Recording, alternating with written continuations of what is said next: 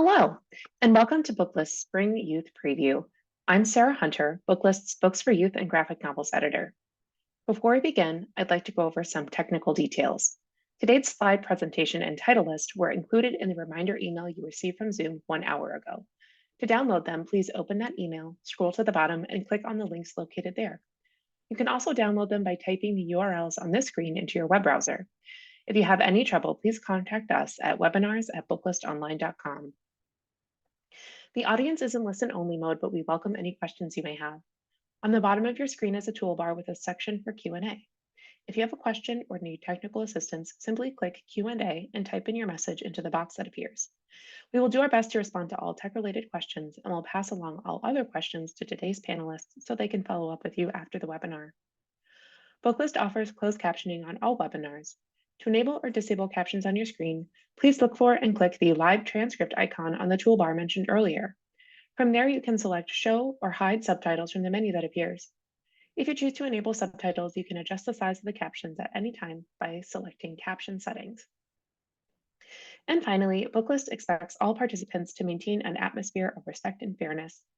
Anyone who violates this standard of behavior, including engaging in any form of harassment, may, at the discretion of the organizers, be immediately removed. Today, we have the pleasure of hearing from Beth Eller, Senior Director of School and Library Marketing at Bloomsbury, Golda Rademacher, Library Sales and Marketing Director at W.W. Norton and Company, and Kristen Luby, Associate Director, School and Library Marketing at Abrams. First, we'll hear from Beth Eller. Beth has been sharing Bloomsbury titles with librarians almost since the beginning of Bloomsbury's U.S. publishing program. It has been a joy to have the opportunity to talk about so many wonderful books and authors as the publishing program has grown and expanded. Thanks for being here today, Beth.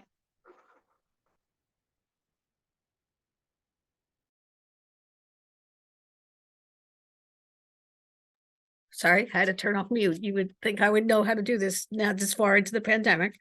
I'm thrilled to be here today, even though we've had our first days of snow flurries here in New York.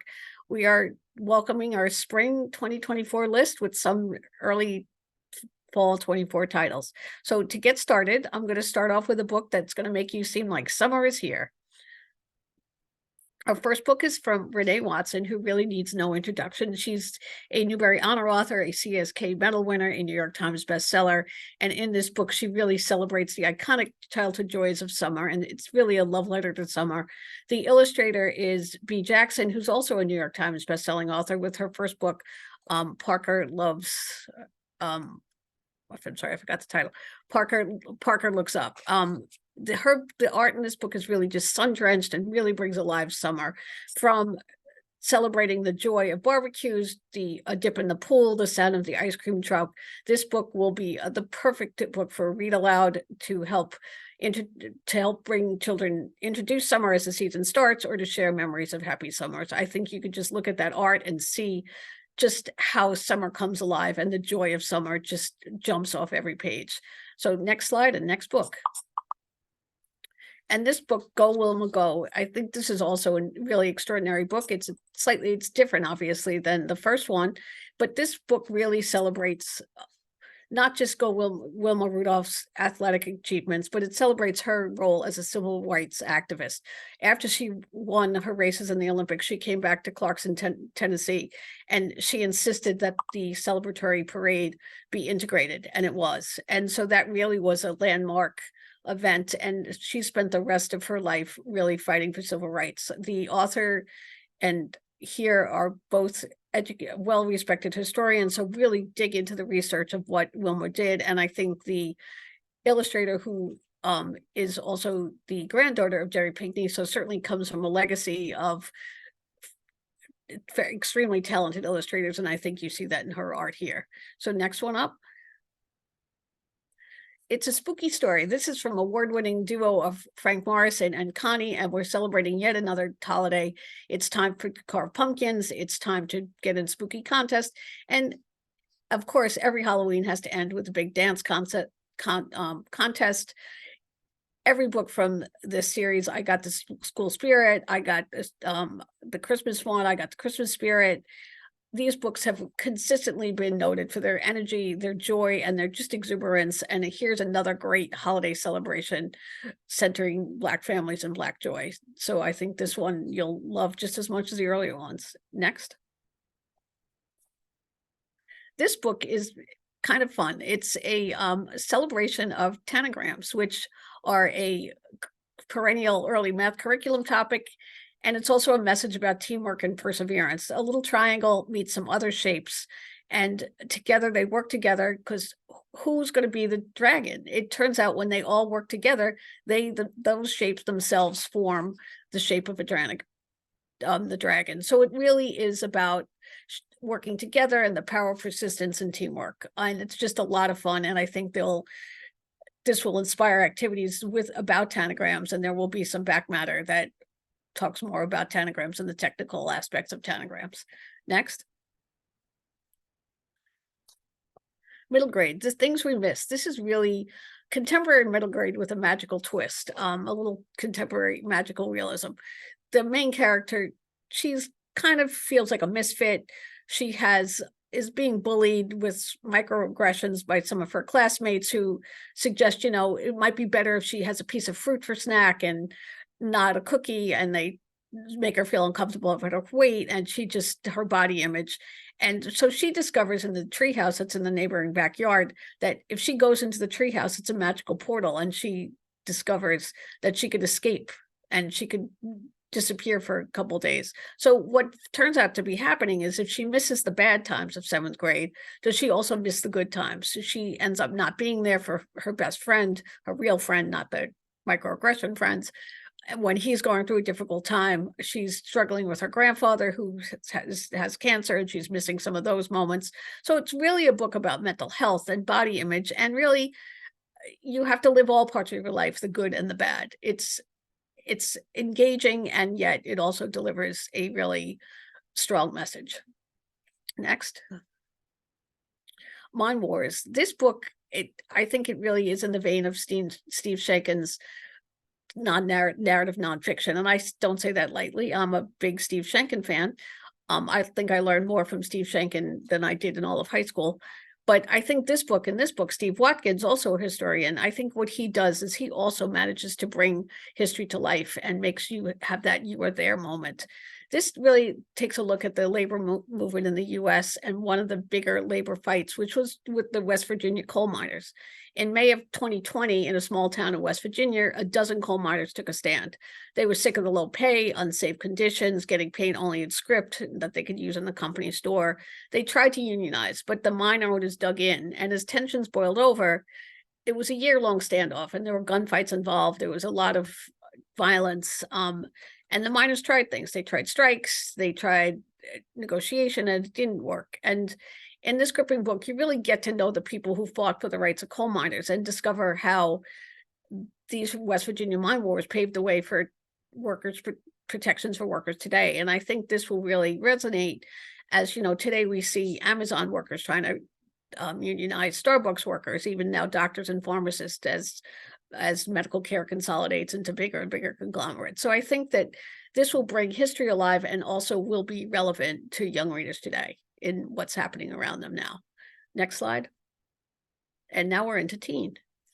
This book is the second book. The first book, it's a duology. The first book got 4-star reviews, and it's from Gabby Burton, who is a debut. And it's really about a siren who must decide if saving the kingdom is worth betraying the boy she loves.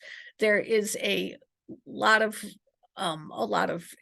battles and twists and plot turns, and really what Gabby works is raises the question here is whether it's broken systems can change or whether they need to be destroyed.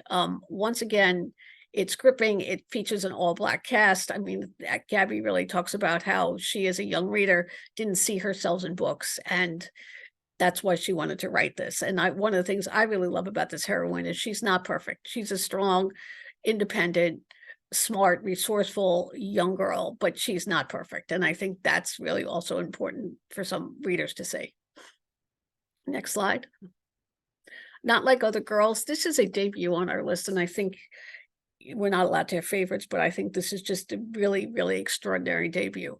It starts off with a girl gone missing, and the main character, it was her former best friend, and no one seems that upset that this girl is missing, so she goes looking for what happened to her. And you quickly realize as a reader, there's another level to this. It's you realize their friendship was really over and they weren't best friends. So it really becomes an examination of friendship between teen girls and what that's like and the issues that could come from that. And then as you get further into it, there's even a third level, and you see how that the main character was treated, how she was missed the expectations that were put on her as a girl, how girls are treated different than boys and held to different expectations. So it's a very multiple layered story that starts off as sort of a whodunit and then really raises bigger social questions about girls and their place in society. It's an absolutely gripping read that will lead readers to question the world around them. Next. Hearts of Fire and Snow is another book from award-winning David Bowles and Guadalupe Garcia McCall, and they've reimagined a beloved Aztec tale of star-crossed lovers who have a last chance to reunite. So basically what they've done here is taken an old Aztec myth and brought it into contemporary life today. And so it has everything you would love in a sort of romance that, you know, things don't go smoothly, but at the same time, you're learning more about Mexican history and Aztec mythology. Once again, you know, they've had, I can't tell you how many awards between the two of them, but this really expands the canon of star-crossed lovers and gives modern reader a really an epic story, again, for the ages. Next slide. This one is from Caitlin Byron, whose first book was Cinderella is Dead. And in this one, she goes back and revisits another fairy tale and does a twist on Sleeping Beauty. Her books consistently have gotten starred reviews. She ends up on multiple state awards lists. Her star just continues to rise. Next slide. And in this one, this is another debut. This is Time and Time Again. It's kind of a time travel story. Basically, in this one, Phoebe has been living the same day for months, literally. She wakes up every morning with a stomach ache, and she's stuck in the same day over and over again. She has pancakes with mom in the morning, Scrabble with dad in the afternoon, and she keeps searching for answers on how to get over her irritable bowel syndrome or her stomach ache. And then basically what happens, her childhood crush, Jess, hits her with a car and sort of comes crashing into this time loop. But what Jess really does is pull Phoebe further and further out of her comfort zone, and the two of them begin to fall in love. It's really just a pure delight. They have great banter. It's time travel. It's a love story. It's really gratifying for readers because I think you see that there is a happy ending, but both these characters happen to be disabled in some way and queer and are Jewish. So those are sort of an intersectional, meaning of all sorts of diversity. And you really see characters get center stage who don't often get center stage. It's a lot of fun. I think all readers will enjoy it. Next book up. Cover Girls is another really interesting title. I think this is also a debut. This is based on a web strip graphic novel that has now been turned into a book. Geneva's artwork has been read as a webtoon by almost millions of readers. And in this, she really expands on the story and brings it into book form. Two cousins, Kim and Jalissa, moved to Los Aguiceros, which really seems like Los Angeles, and they discover that they have magical powers. And Kim really wants to be a famous fashion designer, but she doesn't have the street smarts to get by. Her cousin Jalissa has a tough exterior, and she has a tendency to get in trouble and a bad habit of making enemies. But when they move to the city and they get their superpowers, they begin to have to save the city. It's really a romp of a story. It features Afro-Latin girls beating up monsters, outsmarting nefarious evil forces, and importantly, defeating one really bad boyfriend. So it's a lot of fun. The art is great. There are already readers waiting for this who will love to see this in book form. And that is, I believe, my end of my presentation. So feel free to reach out and contact us in any of these ways. and we will be delighted to hear from you. And a lot of our reading materials have been shared with the links with this webinar. So thank you for listening. Thank you so much, Beth. Our next presenter will be Golda Rademacher. Golda started as a sales assistant at Norton 23 years ago. She is now the library sales and marketing director, which seems appropriate since both of her parents were librarians. You can find her on Twitter and Instagram at www.nortonlibrary. Take it away, Golda. Hi, everybody, and thank you for joining us today. I'm presenting books from our Norton Young Readers imprint and from our distributed publishers. First, I wanted to remind you of our fall titles that are available now. If you haven't seen Place Hand Here by Katie Yamasaki, I would urge you to take a look at it. It's a really beautiful and moving picture book about family, community, and connections with distant or lost loved ones. You can find out more about all these books in our catalog on Edelweiss. We have so many interesting titles, fiction and nonfiction, that I think there's something for almost everyone. And now on to board books. Norton Young Readers is taking two of our successful picture books from Jarrett and Jerome Pumphrey, The Old Truck and The Old Boat, and turning them into board books. These titles have wonderful stamped illustrations and minimal words, so they were a natural fit for the board book format. Thames and Hudson is launching a new series with Yuval Zamir that is a spin-off of his Big Book of series, Little Turtle's Book of the Blue and Little Snail's Book of Bugs. The turtle and the snail meet 10 different creatures in each of these environments, and the books give a basic introduction to wildlife along with charming illustrations by Yuval Zamir. Then we have a new book in the Flip series from Abbeville Press called Flip-A-Gator, where you can mix and match the sections of the book to come up with all sorts of reptiles. And we are starting to distribute The Experiment as of January 1st, and we're excited to add their Wimmel books to our list. These have search and find elements to them, kind of like a Where's Waldo for toddlers, and they're almost wordless, so a young child can follow the pictures and come up with their own stories for what is happening. And now on to picture books. A Place for Rain by Michelle Schaub has lyrical text along with charming illustrations from Blanca Gomez. What happens to all the water when it rains? Dirty stormwater runoff can cause big problems, polluting rivers, ponds, and waterways. So this classroom plans and builds a rain garden, collecting excess water in barrels, creating paths for water flow, and planting native flowers and grasses that help the water percolate and provide food for wildlife. The book has back matter that gives more information on how to build your own rain garden. I know a lot of libraries and schools have gardens or nature-based activities outside, and a rain garden would be an interesting thing to incorporate into your landscaping. And if I had my own yard, I would actually want to try this out myself because it doesn't look that hard. Quiet Night, My Astronaut is by a Ukrainian author and illustrator. In this picture book, a young girl narrates what's happening with her family and her town in the first days of the war. It gives a glimpse into what is happening in Ukraine and how a child experiences the early days of a war. Next Level is by the same team that did Magnificent Homespun Brown, which received a Coretta Scott King honor for illustration. Kehlani Juanita is still working on the cover, but we hope to have it soon. Samara Doyen was inspired by her relationship with her autistic child to write a picture book that celebrates people who move through the world and communicate in their own way. The book invites us to level up and see our shared humanity in new and limitless dimensions. And I Am Gravity is by the same team that did I Am Smoke.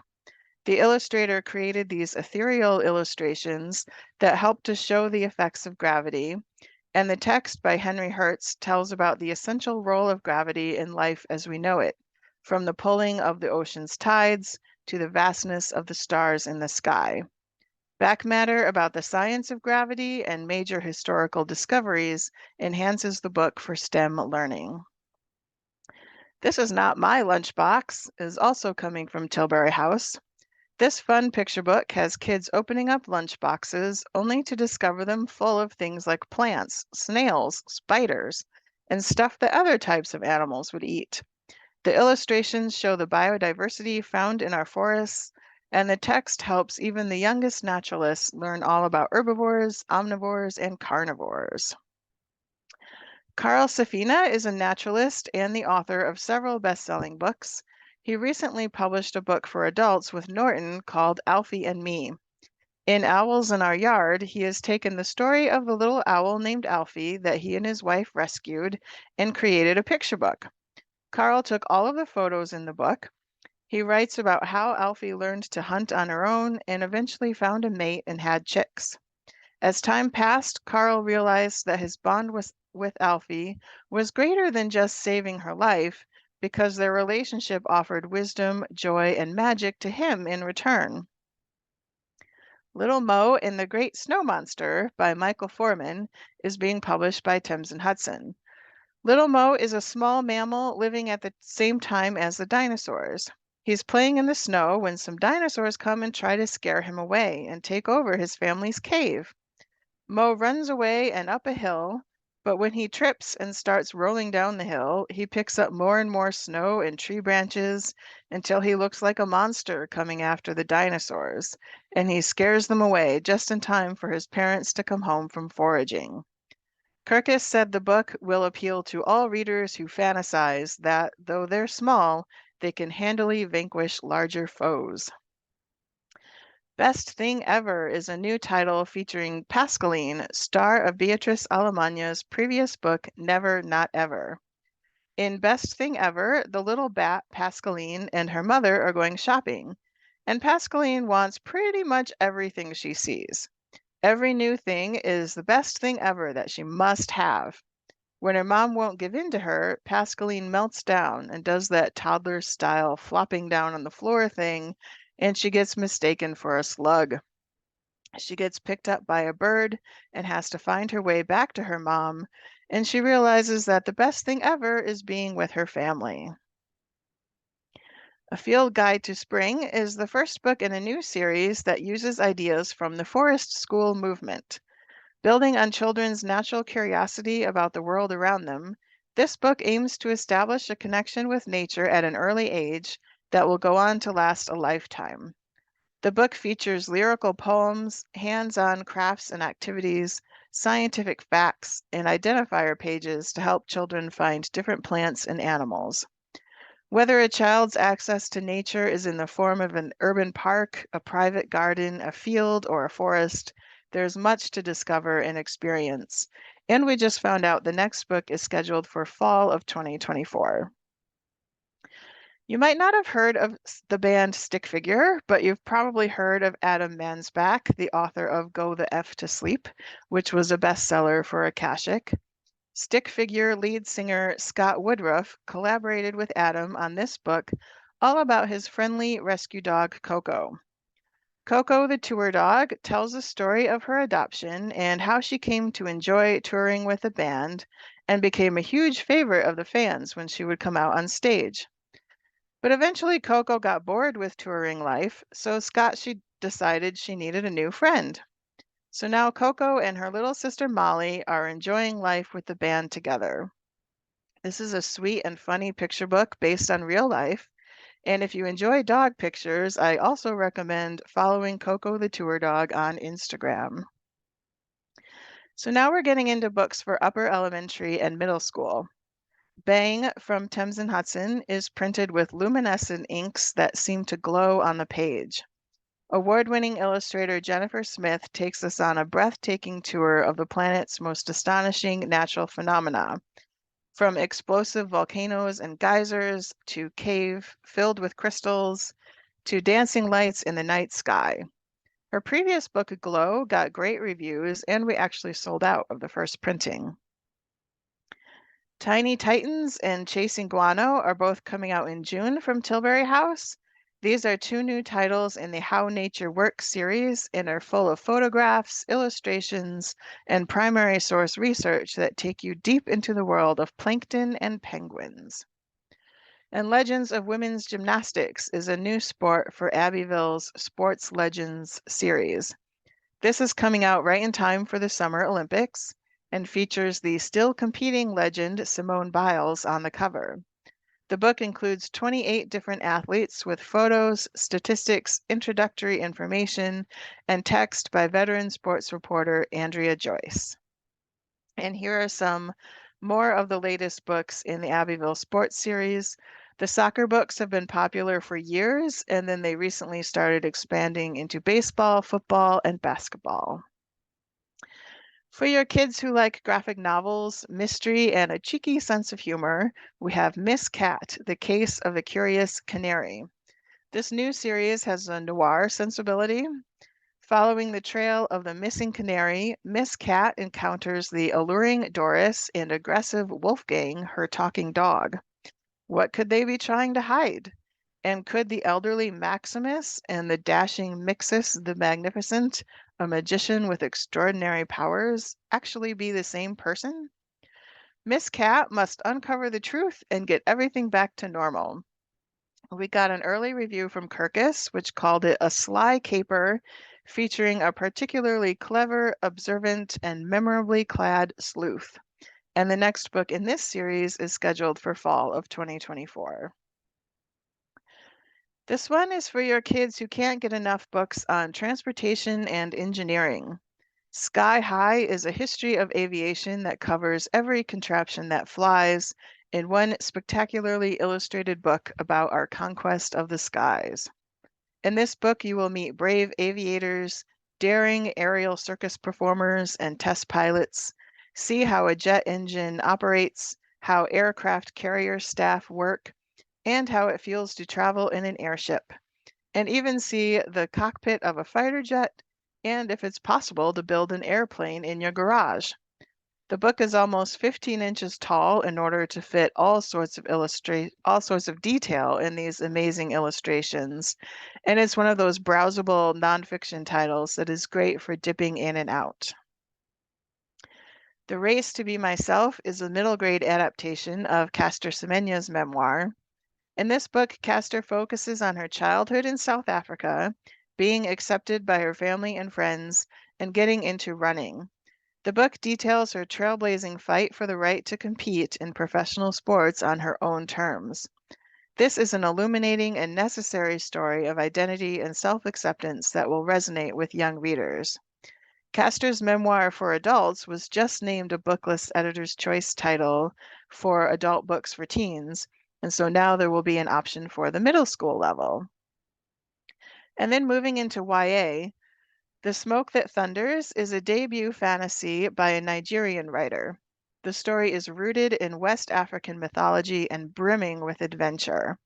Teenage Nabori wants to escape the life that has been laid out for her. She starts having strange dreams that lead her to a mysterious animal, which sends her on a journey to rescue a kidnapped prince and stop a war that might tear her country apart. Give this one to your readers of Raybearer, The Gilded Ones, Children of Blood and Bone, and anyone who wants to expand their fantasy horizons. Paula Yu's first book, From a Whisper to a Rallying Cry, was a finalist for the YALSA Excellence in Nonfiction Award and won the Boston Globe Hornbook Award.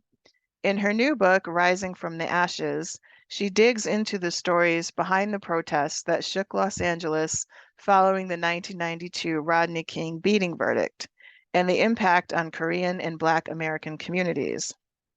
The book carefully explores the perspectives of the Black and Korean American communities and the tensions between them, and how these events were both a flashpoint and a bridge to reconciliation and common purpose. Paula tells a compelling, informed, and nuanced story of a moment in recent American history that continues to resonate today, as both police brutality and racially motivated hate crimes remain at the forefront of our national consciousness. My last book is Road Home by Rex Ogle. His first memoir, Free Lunch, won the YALSA Excellence in Nonfiction Award. He followed that up with Punching Bag and Abuela Don't Forget Me. In Road Home, he finally fills in the holes that were left in his previous books, talking about how his father kicked him out when he found out that Rex was gay. This was a difficult story for him to write. Rex lived on the streets of New Orleans until in desperation he called his grandmother, who sent him money to come home.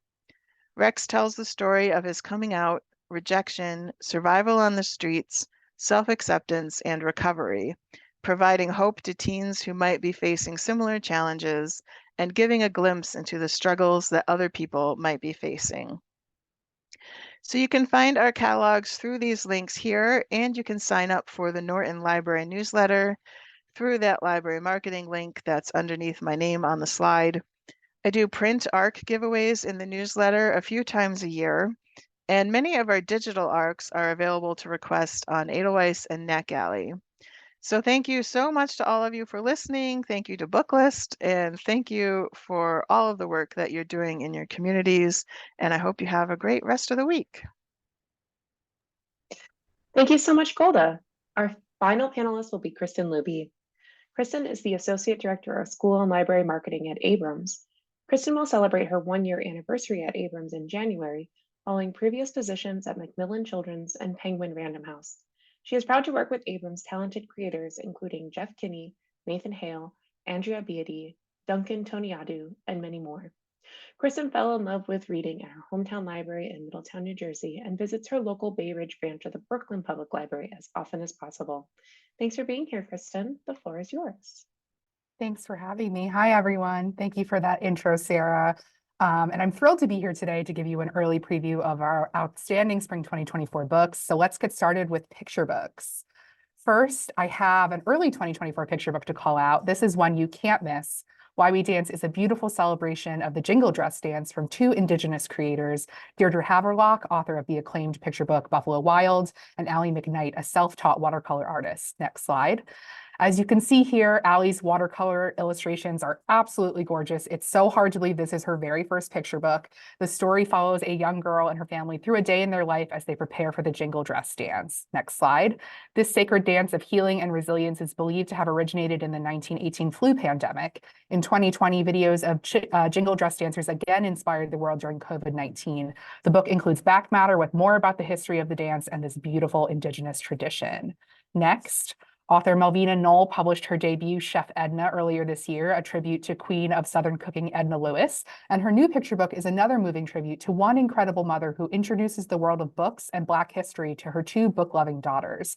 Melvina says she was inspired by her own mother to write books for children. Next slide. Every summer, Mama takes her two daughters to the library to pick out books, but not just any books, books about and by Black people. In the 1960s, such stories were not taught in schools and often shelved in a separate part of the library, if there were any at all, let alone books for children. But that didn't stop these two girls from making a beeline to that very spot and gathering as many as they could under the library's limit, 10 books each. Next slide. Back at home, the three retreat to their favorite reading spots, and our narrator is soon running to freedom alongside Harriet Tubman, reading poetry with Paul Laurence Dunbar, listening to Martin Luther King say, "I have a dream." In these books, the narrator sees the struggles, the strength, the love, and the happiness of the people who look like her and never gave up on their dreams. But not only that, she sees herself.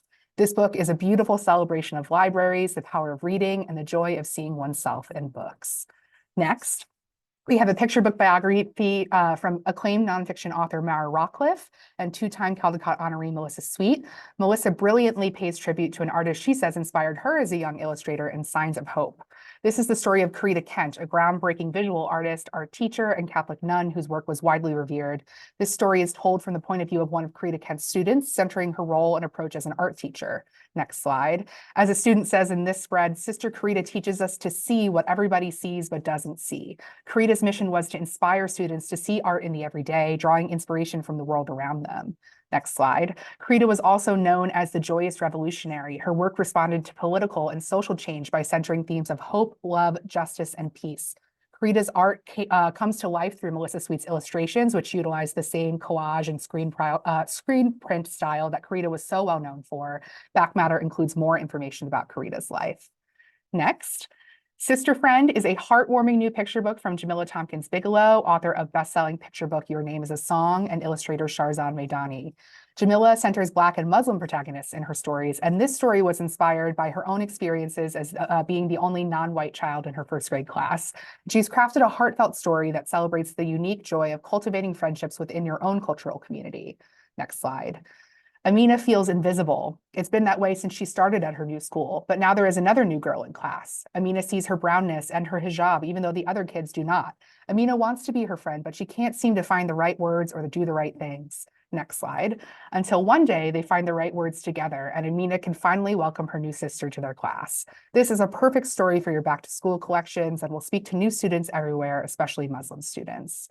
Next, My Daddy is a Cowboy is an authentic story from two Afro-Latinx creators about a Panamanian American family that celebrates Black joy and father-daughter time. It's also inspired by real Black horseback riding groups. Next slide. The story begins as a father wakes up his daughter just before the sun rises for some special Just Us time. Together they ride horses through their city as the sun comes up. During their ride, Daddy will tell cowboy stories and his daughter will learn what it means to be a cowboy, brave and strong and at home in her own skin. Next slide. I can't wait for you all to see the final art from this book. It's so incredibly vibrant and colorful, even more so than these early images show. Illustrator C.G. Esperanza was awarded a Coretta Scott King honor for Soul Food Sunday, among other many accolades he's received. His art truly transforms this picture book into a timeless classic. We have also on the next slide some new Spanish and bilingual books coming next year.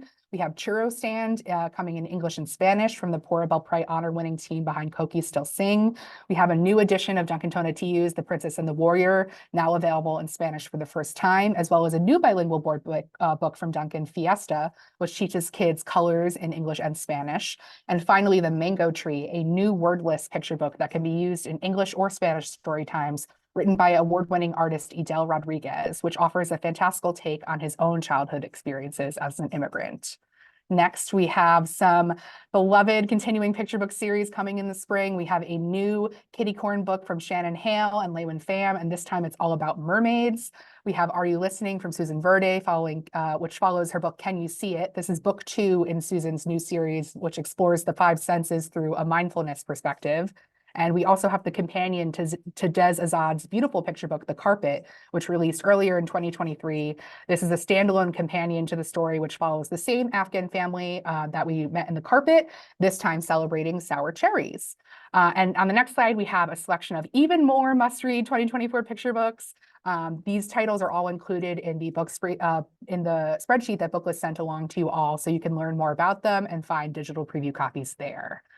Next, we'll talk about some new chapter books and middle grade. We have some new chapter book series coming next year.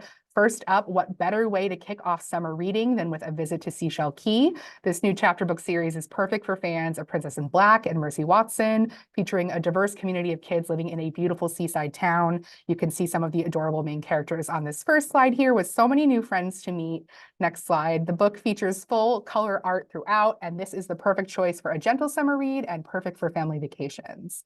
Next, welcome to the Woofmore, where the water bowls are always full and there's kibble on every pillow.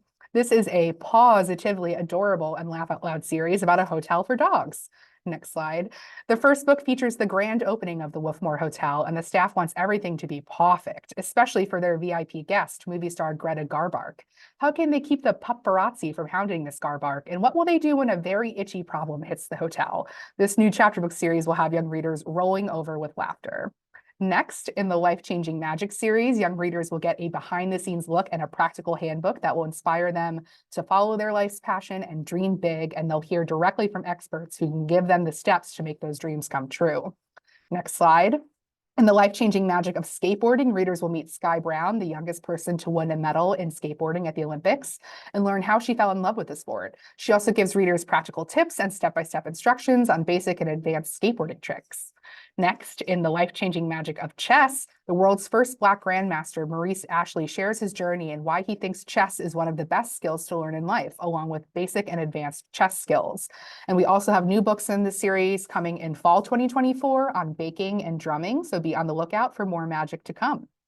Next, #1 New York Times bestseller Nathan Hale is back with a hilarious new middle grade graphic novel in the Mighty Bites series. Fans of Nathan's Hazardous Tales series, as well as younger fans of Dogman and Investigators, will love this zany new series about a gang of prehistoric creatures who dream of being internet stars and run into some misadventures on their way to pursuing fame and fortune while creating viral videos. Hand this to your readers who can't get enough of YouTube. Next slide. The shorter mini adventures within this graphic novel also make this especially digestible and accessible accessible book for younger readers. The series also includes some light back matter on the natural history and science connections in the graphic novel. Next, On All Other Nights is a joyful new middle grade anthology that's all about Passover, featuring short stories from best-selling and award-winning Jewish creators, including Chris Barron, Ruth Behar, Adam Gidwitz, Vera Haran-Nandani, and more. Each story is inspired by a step of the Passover Seder dinner presented in the traditional order. The authors in this collection come from different traditions, different backgrounds, different homes, but they come together in this anthology to invite readers to their tables to celebrate the holiday. Through historical and contemporary fiction, verse and prose, nonfiction, these authors welcome young readers to learn and think about topics like freedom, joy, tradition, and discrimination. And each story also includes a black and white illustration. Next, Marissa Moss is back with a new must-read narrative nonfiction book. You may know Marissa as the best-selling author-artist behind over 70 books for young readers, including the beloved Amelia's Notebook series, a personal childhood favorite, and her latest book, The Woman Who Split the Atom, received 3-starred reviews and was named a Sydney Taylor Notable Book. Marissa has a gift for combining her unique graphic style illustrations with compelling prose, and in Spying on Spies, Marissa profiles another fascinating woman in STEM, Elizabeth Smith Friedman, who was America's first female cryptanalyst and one of the founders of U.S. cryptology. Elizabeth displayed a remarkable aptitude from a young age for language and recognizing patterns. She began her career looking for linguistic clues for the true authorship of Shakespeare's writings, and then she and her husband were tasked with heading up the first government code-breaking unit in America, training teams to build their own sophisticated code systems in the lead up to World War I. She became one of the world's greatest code breakers, busting Nazi spy rings and saving many lives through her intelligence and heroism. This book is illustrated throughout with Marissa's illustrations. There's also back matter that teaches kids how codes and ciphers work, as well as a glossary, timeline, endnotes, and a bibliography.